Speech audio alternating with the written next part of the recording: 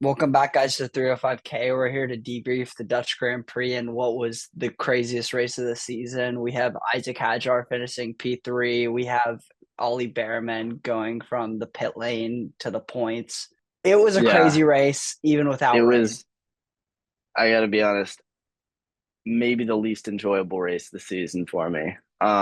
It was chaos. But for the first time this season, really, I thought it was chaos that really didn't favor Ferrari. Um, I I just have no words. Double DNF, it hurts my soul. The Lando DNF made me feel a little bit better. I'm a champion Lando Norris hater. I was very happy when I saw the smoke coming out of the back of that car. Um, it put a little smile on my face. But overall, I mean, lots of stuff that happened, which is what we want, just keeps happening to Ferrari, and it really hurts me.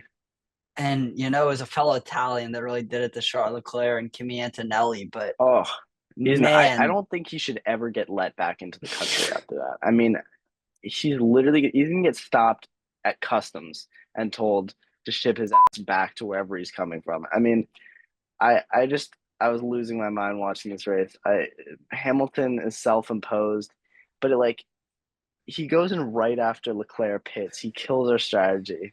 If he could have, I wish at least if he had gone into the wall, he could have done a nice little like crash gate for us and help Leclerc out.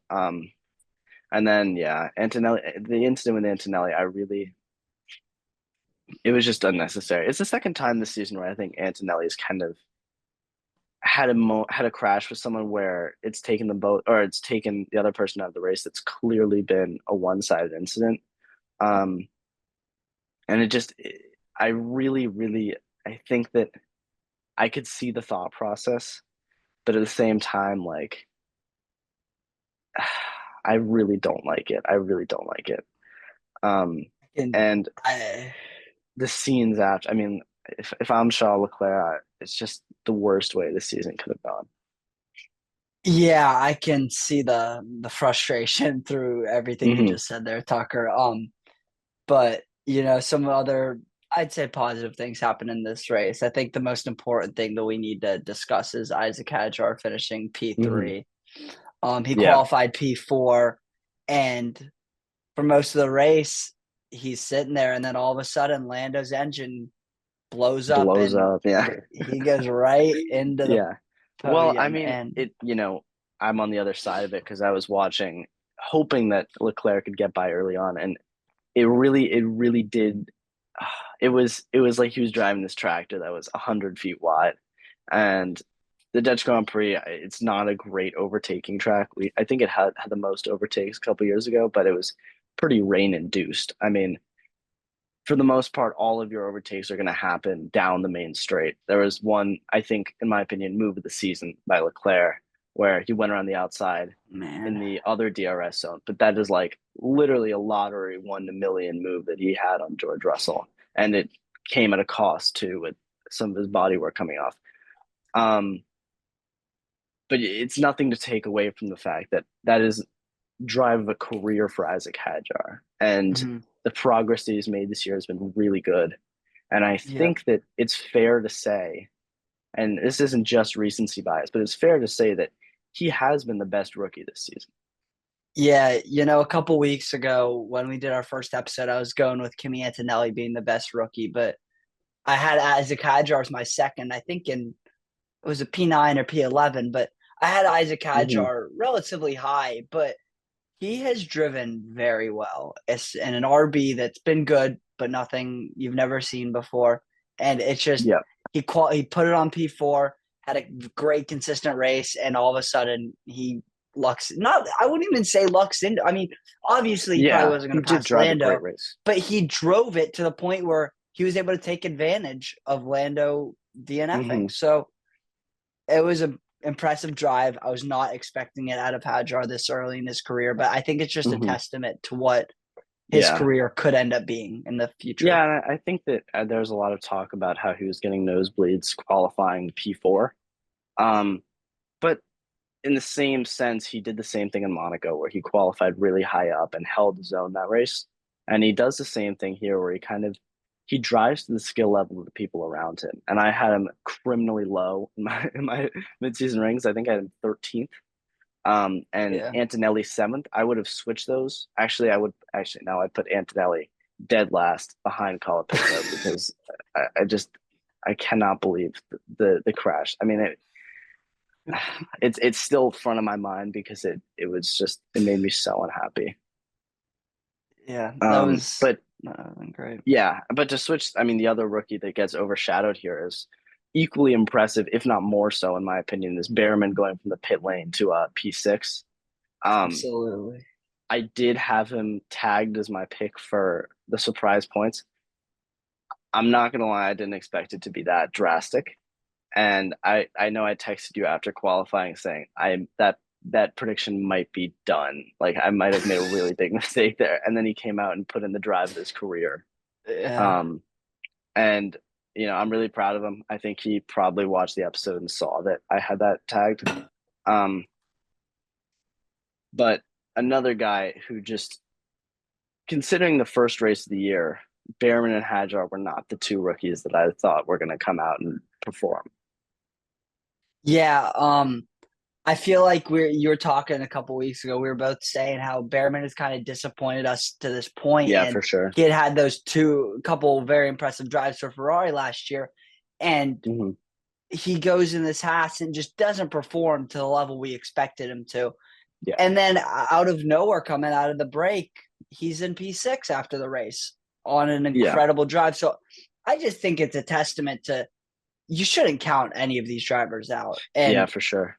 this order is all shuffled up. I mean, Yuki Tsunoda, P9, which he hasn't been in the points as much Yeah, he's recently, really and struggled. Lance Stroll, P7. You have Mm-hmm. Alex Albon, P5 I in a did. I did Williams. want to talk about this too. Yeah, Alex Albon. I mean, he is.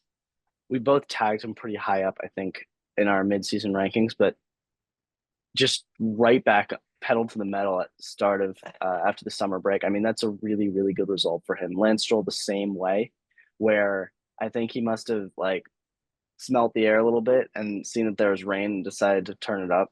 He really, really drove a good race.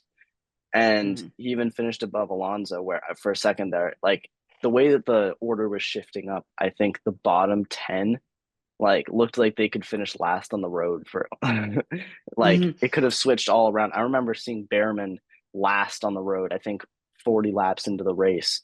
Um, Someone else like Gasly was last on the road for a long time. I think he ended up outside the points. I'm sorry. Yeah. Alonso was last for a little bit. It was a very topsy turvy race, and to be fair, I thought it was going to be even more so with the weather, which kind of subsided on Sunday and Yeah. Saturday for that matter too. But Yeah. No, it was just kind of you didn't know what to expect, which is kind of what we were mm-hmm. saying. And Yeah, it really, I'm looking at the rankings, and Colapinto was 11th. And I know he's not getting points there, but like we it's had, better than he's done a lot. Yeah, his yeah, highest he finish was just, 13th. Besides that one, yeah, he put in his best finish of the year. And it's just, it was a weird race. it was a weird race, and I think that overall, we're gonna look at those top two more than anything else. We're gonna look at the fact that Oscar won it and Lando dropped. Um, but the other parts of this race that I mean, we weren't watching his engine blow up for 50 laps. We were watching the other battles up and down the field. And despite the fact that there weren't a ton of on track overtakes, I think the strategy game and the overcuts and the undercuts were really, really driving this race. And I thought there was a lot of strategy involved, which was super entertaining, at least for me. Yeah, no, absolutely. It was a just Mm-hmm. very interesting Yeah. race. And I think And the order reflects that. yeah, I mean, we haven't even talked about the big story, which is Lando Norris has dropped 25 points to Oscar Piastri in that race. The championship lead now is up to 34, I believe. That's a really, really big swing. And I think it's the biggest lead we've seen for a while because I think Lando Norris was going in on a high. He was performing decently well. I thought he was going to get the race win. And he just drove an okay race, but he's not going to remember the fact that he drove an okay race. He's going to remember the fact that he was sitting on the side of the road watching the other cars go by lap 75 or 72, I should say. Yeah, it was unexpected. I saw a stat saying Lando's gonna have to win 7 out of the 9 races to win the championship, which could happen, but I assume it's that's not if Piastri finishes P2. P2 every race. Yeah, Yeah. P2 every race. So it's just It like, is, yeah, it's a huge swing, and I do think I've always been someone who doesn't believe in Lando Norris, and this was the first race where I kind of tagged him to win, which I don't usually do. Um, I don't see it from him, and I don't see him having that sort of energy to come all the way back. Last year he was down a ton of points in the championship, even more so than this to Max, and the talk was whether or not he could pull it back, and it never really resonated with me that he would be able to pull even the Max, and I don't see it again this year. I just think that Piastri has gone about his work every weekend and gotten the job done. And that's yeah, not something that I see Lando Norris being able to overthrow going into the last third of the season. yeah, I've seen just a lot. I've seen like Zach Brown being very upset after Lando lost. I'm seeing Lando Yeah. fans DMing the FIA on Instagram saying that there's conspiracy going on at McLaren that Oscar's car Oh, never fails. yeah. Oh, And Lando Norris fans annoy me so much. I mean, this guy is so overrated. He has the best car and he just complains every time he goes out there and doesn't perform. The buck has to stop with someone, and it's him. He's not outperforming Piastri this year when they have even rules. And I think Zach Brown actually goes the other way, where Zach Brown is disappointed when Lando isn't the winner. I think Stella might like Piastri more, but that's because Piastri gets things done and gets the points on the board for McLaren. So I don't think Lando Norris, I think he had a 2 year run here where he was gonna have a shot at the championship. And last year it was a really scant chance and he did okay. It was never really, I think, a big chance for him. But at the same time, you look back at some of those races and you think he could have done a lot better here. That's a big delta. This year, he's just been outperformed. He's just been outclassed by Piastri. And I think that Piastri is going to go into these next few races, build himself a big cushion, and Lando's going to lose his head. I think it could go like either way, but I definitely think Lando is going to have to drive the best Mm-hmm. he's ever driven if he wants any chance to win those 7 races. Yeah, and I think the other side of it is that right now it can be it can be a heavyweight bout where they go back and forth. But at the end of the day, if they go back and forth, that still favors Piastri. Lando Norris needs to not quite dominate, but needs to completely outclass Oscar Piastri over these next 9 races if he does want to get that championship. And he needs to get 35, 34 points on him, which does likely mean Piastri is going to need to drop a few poor performances, like finishing off the podium. And I don't see that happening with the way that they've performed, both of them this season. Yeah, Lando might need his own Kimi Antonelli taking out Oscar Piastri Yeah. for Well, anything. he's gonna plant a landmine in Oscar's engine. I just think Oscar's a much more composed driver, and I think that he just doesn't seem to get nervous. He doesn't seem to make big mistakes the way Lando does sometimes. And I think at the end of the day, it pays to be kind of a ruthless driver. It's what we saw from Max for 3 years. I think Lewis is a little bit more emotional, but at the same time, he doesn't get sort of closed in on himself. I mean, this year is kind of an exception, but when he's fighting for championships, he's going out there and he's getting the job done. And I don't think Lando Norris has the same kind of capacity to perform as the other drivers. And I think even if he did, he just doesn't have this consistency that Mm-hmm. Oscar has, but he does have the ability to put in big drives, I think. Yeah. Like I see him more likely to do a 10th to first than I do Oscar, but I see Oscar doing many more like third to That's first, an fourth to interesting take, first. actually. But I think, yeah, I think that part of the thing with Lando this year is last year in terms of qualifying between the two McLarens, he completely dominated Piastri. I mean, Piastri didn't have a pole position, I think, until this year.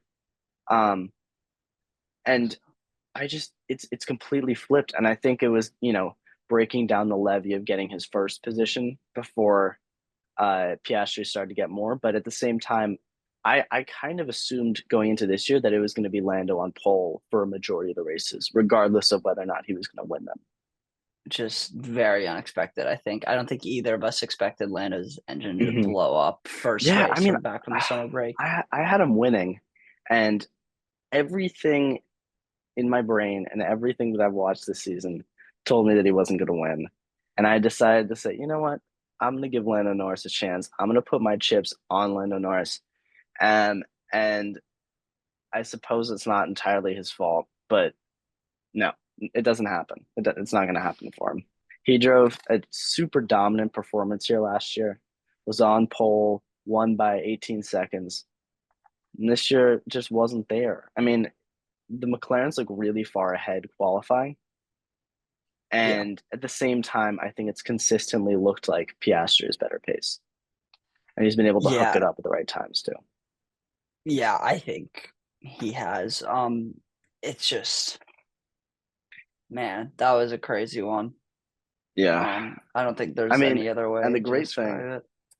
the great thing is that we go racing again in a week at the Temple of Speed. And I'm super excited. Yeah. I mean, there's nothing else to say. Monza is a great track to race at. Lots of overtakes, lots of chaos. Um, and we're excited to break it down. Later this week, we'll have our preview of the race. Um, I mean, what are your thoughts? Just a quick one before we wrap up here as a preview to our video later. You know, I think I always get a bit of Ferrari delusion coming into Monza, as I know Hmm. you do too. Yeah, you don't So have to tell me twice. Just yeah. just wait, just So wait until you see what my predictions are. oh, I'm Then we'll sure talk. they're gonna be good. But no, I'm excited. I went to Monza this year to visit. It was one of the coolest experiences I've done ever, honestly. It was pretty Mhm. special, and we'll all get into that a bit on this next episode. But Yeah, I'm excited for the race. I love Monza. It's gonna be awesome. So yeah, it's gonna be absolutely electric. I'm super excited. Thank you guys for watching episode 3. This is, if you don't count the Cadillac reaction. We're super excited to talk about F1. Let us know what you guys think about that race. Lots of stuff that happened, and we will see you later this week.